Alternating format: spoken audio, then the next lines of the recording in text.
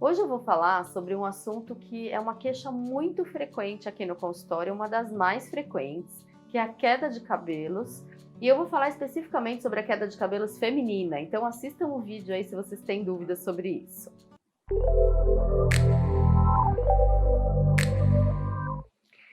Eu vou falar hoje sobre a queda de cabelos, né? A queda de cabelos especificamente a feminina. A gente, no ano da pandemia, a gente percebe que essa é uma queixa que sempre existiu, mas aumentou ainda no período durante e pós-pandemia. Será que tem alguma coisa a ver com isso?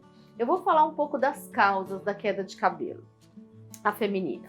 Então, tem muitas causas, tá? Desde uma tendência genética, que é a alopecia androgenética, onde a pessoa já tem história familiar desse tipo de queda de cabelo, e que principalmente nessas regiões da frente e laterais, existe uma diminuição dos fios, um afinamento, muitas vezes chega a aparecer o couro cabeludo, e é uma doença que pode ter uma origem genética, mas também pode ter uma origem hormonal. Então, alguns distúrbios hormonais podem causar esse tipo de alteração.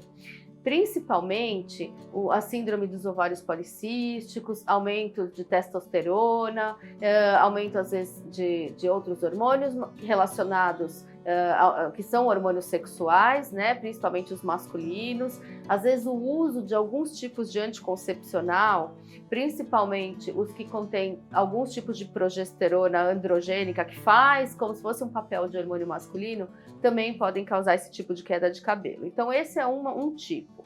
Existe também o eflúvio telógeno, que é um outro tipo de queda de cabelo, que acontece geralmente quando os fios eles passam da fase que eles estavam de crescimento para uma fase estacionária e em seguida vão cair.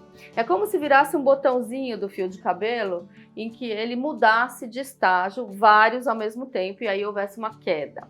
Esse tipo de queda, em geral, quando esses fios estão programados para cair, eles vão cair, não tem nada que faça estacionar, mas eles vão depois provavelmente crescer de novo, né? E o que causa isso?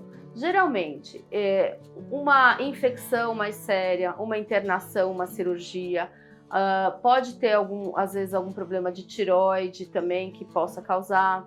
Às vezes um estresse muito intenso, isso é muito comum, né? O estresse ele causa aumento de cortisol e o cortisol desencadeia esse tipo de queda de cabelo. Então existem várias causas que têm que ser investigadas, muitas vezes a própria falta de ferro ou níveis baixos de ferro ou do depósito de ferro no organismo, que é a ferritina, também podem estar relacionados. Então são coisas que devem ser pesquisadas com a história clínica do paciente e com exames.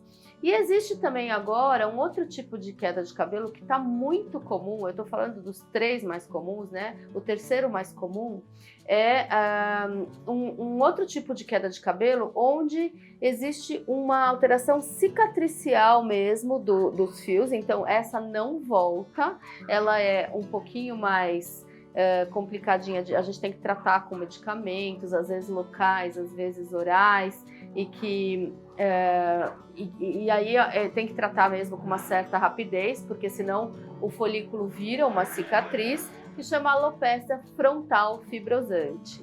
E essa alopecia está praticamente um surto disso agora, aumentou muito o diagnóstico dessa alopecia, e às vezes a pessoa perde também fios nas sobrancelhas, fica com alterações, bolinhas na pele aqui nessa região, e aí a gente precisa avaliar mesmo, às vezes com um aparelhinho que chama tricoscópio para poder fazer o diagnóstico. Então, se você tem algum tipo de queda de cabelo, se está te incomodando, venha. Esse é um amplo terreno aí para investigação, né?